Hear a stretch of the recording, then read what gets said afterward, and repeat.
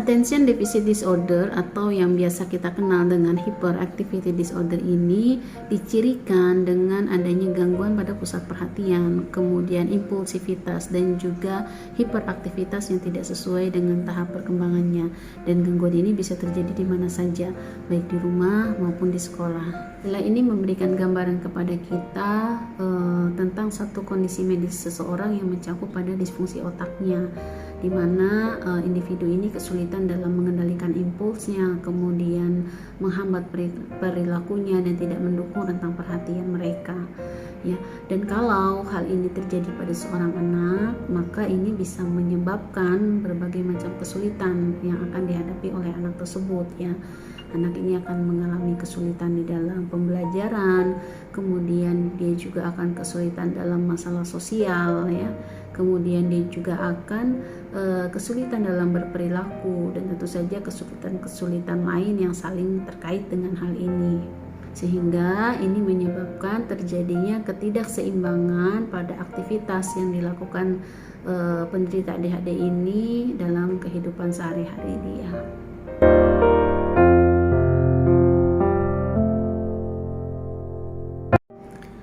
Oke, teman-teman, anak ADHD ini dia akan mulai menunjukkan masalah ketika dia akan masuk pada sekolah dasar, ya. Kenapa? Karena nanti di usia sekolah dasar ini anak ADHD ini akan dituntut untuk dapat mengikuti pembelajaran ini secara normal, ya. Mereka harus dipaksa untuk duduk diam, kemudian harus tenang, juga harus mempelajari berbagai keterampilan akademik, dan mereka dipaksa untuk bisa bersosialisasi, untuk bisa berteman dengan teman-teman sebaya ini sesuai dengan peraturan-peraturan yang memang berlaku di dalam masyarakat kita. Dan sementara tuntutan-tuntutan ini tidak mampu untuk dipenuhi oleh penderita ADHD, ya, karena mereka berada dalam posisi yang tidak lazim. Jadi perilaku hiperaktivitas mereka ini membuat mereka ini tidak bisa duduk diam. Mereka akan bertindak semaunya, kemudian mereka juga tidak mendengarkan instruksi atau perintah yang diberikan oleh guru di kelasnya. Dan penderita ADHD ini juga akan mengalami gangguan konsentrasi pada saat belajar. Ya, dia akan sangat kesulitan untuk fokus pada pembelajarannya. Sebagai contoh misalnya anak ADHD ini dia tidak mampu untuk mengerjakan tugas yang diberikan oleh guru secara mandiri. Mereka juga tidak mendengarkan perintah atau instruksi yang diberikan oleh guru ataupun orang tua di rumah, ya. Mereka tidak bisa diam dan cenderung mereka akan melakukan aktivitas di luar kegiatan pembelajaran.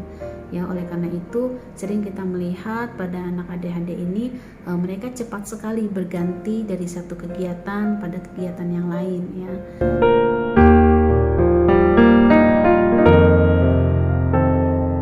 Penyebabnya adalah karena faktor biologis atau yang biasa kita kenal juga dengan faktor genetik, ya.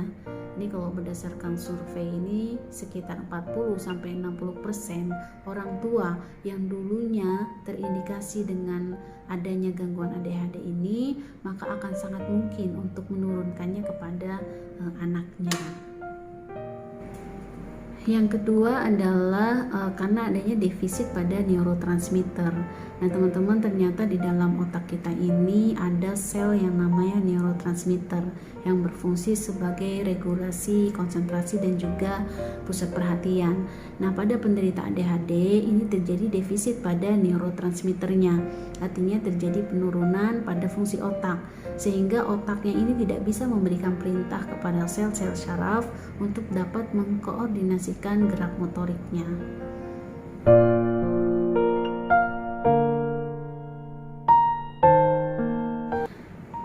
Teknik atau metode yang bisa digunakan dalam menangani gangguan pada penderita ADHD ini dan memang sudah terbukti dapat membantu, ya, mengurangi gangguan atau gejala ADHD ini.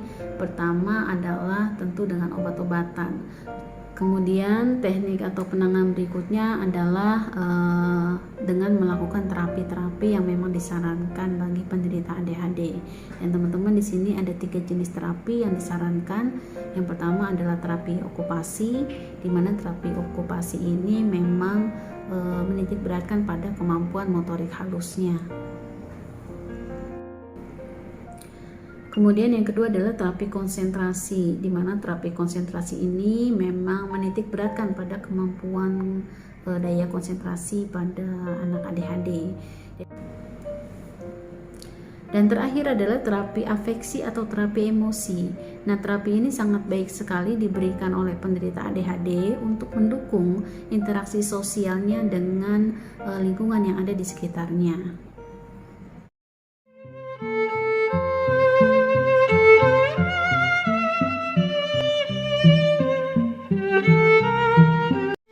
Ayah bunda, anak-anak adalah karunia dari Allah. Anak adalah cita-cita dan juga harapan. Dalam keadaan bagaimanapun, mereka adalah kebanggaan orang tua. Dengan kasih sayang dan juga kesabaran, semua anak akan dapat belajar dengan caranya masing-masing. Percayalah ayah bunda, setiap anak itu istimewa.